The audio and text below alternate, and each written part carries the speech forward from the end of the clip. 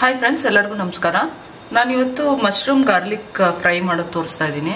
ತುಂಬಾ ಸುಲಭ, ತುಂಬಾ ಚೆನ್ನಾಗೂ ಇರುತ್ತೆ. ಇದು ಈಸಿಯಾಗಿ ಮಾಡ್ಕೋಬಹುದು. ನಾನಿಲ್ಲಿ ಮಶ್ರೂಮ್ಸ್ ತಗೊಂಡಿದ್ದೀನಿ. ಇದನ್ನ ಯಾವ ರೀತಿ ಕ್ಲೀನ್ ಮಾಡ್ಕೊಳ್ಳೋದು ಅಂದ್ರೆ, ಇದನ್ನ ಲೈಟ್ ಆಗಿ ನಾವು ಈ ತರ ಮಾಡಿದ್ರೆ ನೋಡಿ, ಅದ್ರ ಮೇಲ್ಗಡೆ ಇರೋದು ಒಂದು ಲೇಯರ್ ಎದ್ದೊಳುತ್ತೆ, ಚಿಪ್ಪೆ. ನೋಡಿ, ಆ ಚಿಪ್ಪೆ ತೆಗೆದ್ರೆ ಈ ತರ ಕ್ಲೀನ್ ಆಗುತ್ತೆ ಮಶ್ರೂಮ್.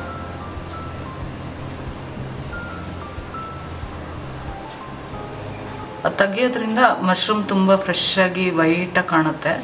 ಅದು ತೆಗಿದೇನೋ ಹಾಕಿ ಮಾಡ್ತಾರೆ ಕೆಲವರು. ನಿಮಗೆ ಬೇಕಿದ್ರೆ ನೀವು ತಕ್ಕೋಬಹುದು, ಇಲ್ಲಾಂದ್ರೆ ಹಾಗೆ ಮಾಡ್ಕೋಬಹುದು.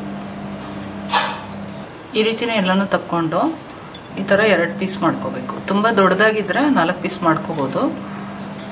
ನೋಡಿ, ಈ ತರ 2 ಪೀಸ್ ಮಾಡ್ಕೋಬೇಕು.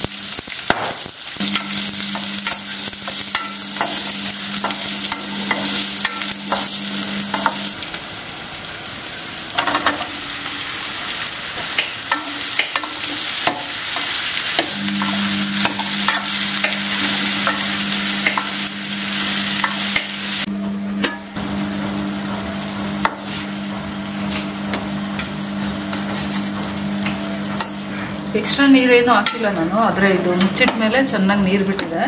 ಇವಾಗ ಈ ನೀರೆಲ್ಲ ಡ್ರೈ ಆಗಬೇಕಿದು. ಮಶ್ರೂಮ್ ಏನು ಬೇಗ ಬೆಂದೋಗುತ್ತೆ.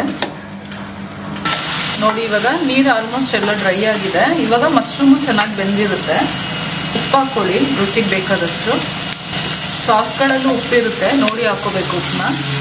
ಒಂದು 2 ಸ್ಪೂನ್ನಷ್ಟು ಟೊಮೆಟೊ ಕೆಚಪ್ಪು. ನಿಮ್ಗೆ ಇಷ್ಟ ಇಲ್ಲ ಅಂದರೆ ಸ್ಕಿಪ್ ಮಾಡ್ಕೊಳ್ಳಿ ಇದನ್ನು. 1 ಸ್ಪೂನ್ನಷ್ಟು ಸೋಯಾ ಸಾಸು, 1 ಸ್ಪೂನ್ನಷ್ಟು ಪೆಪ್ಪರ್ ಪೌಡರು, ಕ್ರಷ್ ಮಾಡಿರೋ ಪೆಪ್ಪರ್ ಪೌಡರ್. ಇದು ಪೌಡರ್ ಇದ್ರೂ ಹಾಕ್ಬೋದು. 1 ಸ್ಪೂನ್ನಷ್ಟು ಆರಿಗ್ಯಾನೋ ಪೌಡರ್ ಹಾಕೊಂಡಿದ್ದೀನಿ, ಮಿಕ್ಸ್ ಹರ್ಬ್ಸ್ ಪೌಡರು. ಇದಿಲ್ಲ ಅಂದರೆ ಸ್ಕಿಪ್ ಮಾಡ್ಕೊಳ್ಳಿ. ಬರೀ ಪೆಪ್ಪರ್ ಪೌಡರೇ ನಿಮ್ಗೆ ಒಳ್ಳೆ ಟೇಸ್ಟ್ ಕೊಡುತ್ತೆ ಇದು.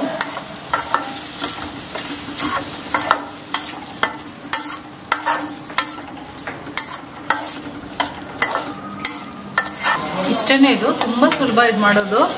ರುಚಿನೂ ಅಷ್ಟೇ ತುಂಬ ಚೆನ್ನಾಗಿರುತ್ತೆ. ಇದ್ರ ಮೇಲೆ ಸ್ವಲ್ಪ ಕೊತ್ತಂಬರಿ ಎಲೆಗಳನ್ನ ಹಾಕೊಳ್ಳೋಣ.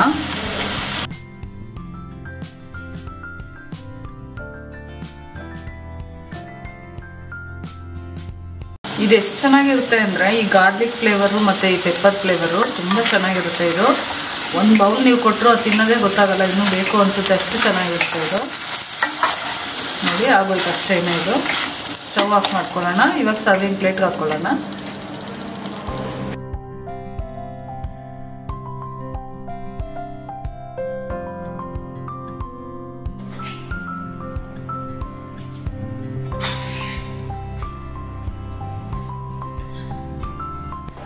ಅಮ್ಮ ನೋಡು ಹೇಗಿದೆ ಟೇಸ್ಟ್ ಅಂತ.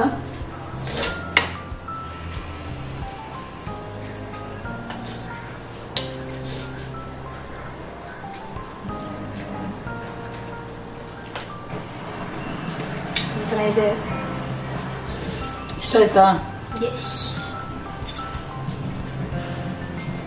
ನೀವು ಈ ರೆಸಿಪಿನ ಟ್ರೈ ಮಾಡಿ. It's really nice.